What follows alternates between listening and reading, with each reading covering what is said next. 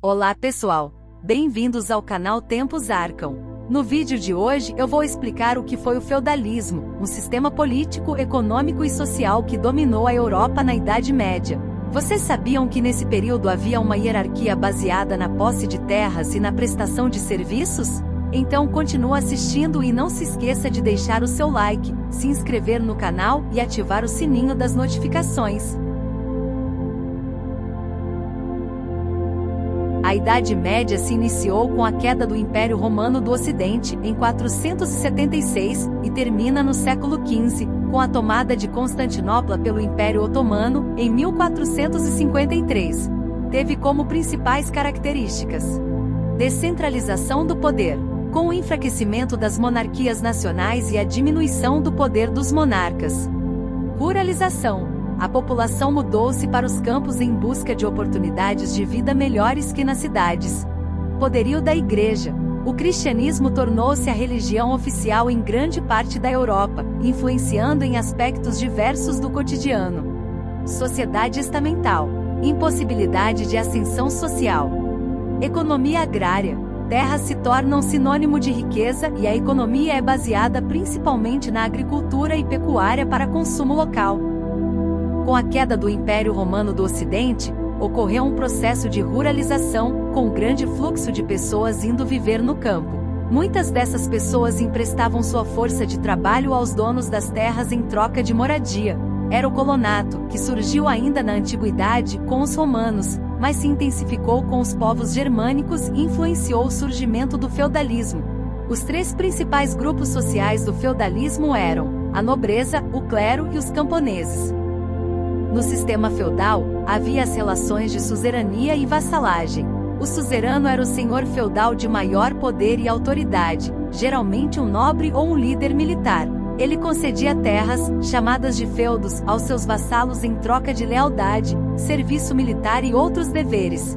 O suzerano também fornecia proteção e justiça ao vassalo. O vassalo, por sua vez, era o receptor do feudo e jurava fidelidade e apoio ao suzerano. Ele se comprometia a prestar serviço militar, aconselhamento e outros serviços ao suzerano quando solicitado. O vassalo também podia ter seus próprios vassalos, estabelecendo assim uma hierarquia de vassalos dentro do sistema. A relação entre suzerano e vassalo era formalizada através de um ato chamado homenagem. O vassalo prestava homenagem ao suzerano, ajoelhando-se diante dele, colocando suas mãos entre as mãos do suzerano e prestando juramento de lealdade. Em troca, o suzerano concedia ao vassalo a posse do feudo e a proteção contra ameaças. O clero, composto por membros do clero regular, monges, freiras e frades, e clero secular, sacerdotes diocesanos, desempenhava um papel de grande influência e poder na sociedade. A Igreja possuía um vasto patrimônio de terras e bens, adquiridos através de doações e legados ao longo dos séculos.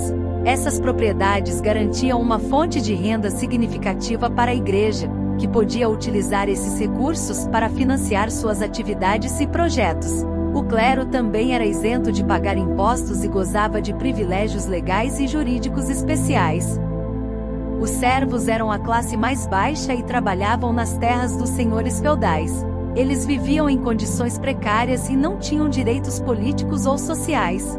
Diferiam dos escravos por não pertencerem aos seus senhores. Não recebiam salário, apenas suprimentos para sobreviverem. O senhor feudal garantia a eles proteção. Uma série de impostos eram cobrados dos servos, tais como talha, consistia em uma porção da colheita que era dada ao senhor feudal como pagamento. Corvéia, trabalho gratuito obrigatório nas terras do senhor durante alguns dias da semana. Banalidade, eram taxas cobradas pelo uso de instalações e serviços do senhor feudal. Isso incluía o uso de moinhos, fornos, prensas de vinho e outras instalações.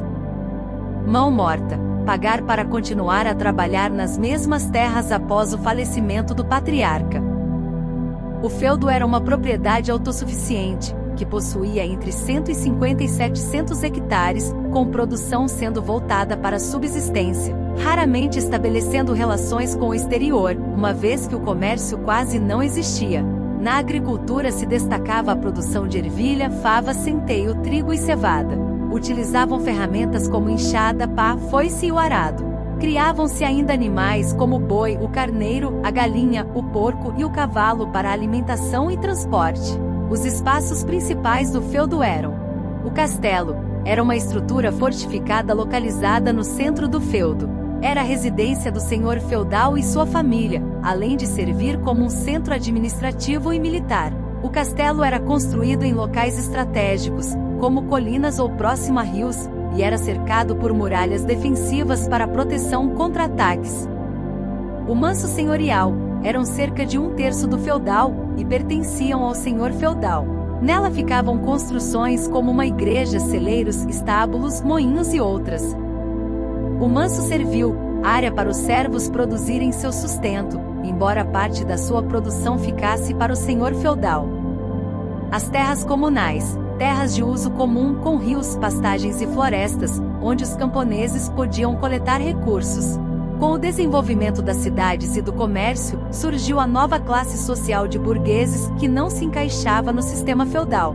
O comércio e as cidades ofereciam oportunidades econômicas e sociais fora das restrições feudais, enfraquecendo a dependência dos camponeses em relação aos senhores feudais.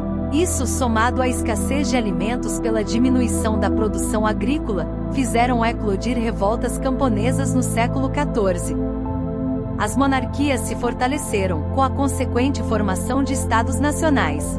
À medida que os reis e governantes centrais consolidavam seu poder, eles buscavam enfraquecer a influência dos senhores feudais e fortalecer o controle centralizado. Isso ocorreu por meio de medidas como a unificação de territórios, a formação de exércitos permanentes e a imposição de leis e impostos sobre os territórios feudais. Além desses fatores, o desenvolvimento do Estado moderno, com suas instituições centralizadas e burocráticas, desafiou a estrutura descentralizada do feudalismo. Esses foram alguns dos fatores que culminaram com o seu fim. Chegamos ao fim deste vídeo sobre feudalismo. Espero que tenham curtido esse passeio pela Idade Média e aprendido um pouco mais sobre como funcionava esse sistema. Se tiverem alguma dúvida ou quiserem compartilhar alguma curiosidade sobre o assunto, deixem aí nos comentários.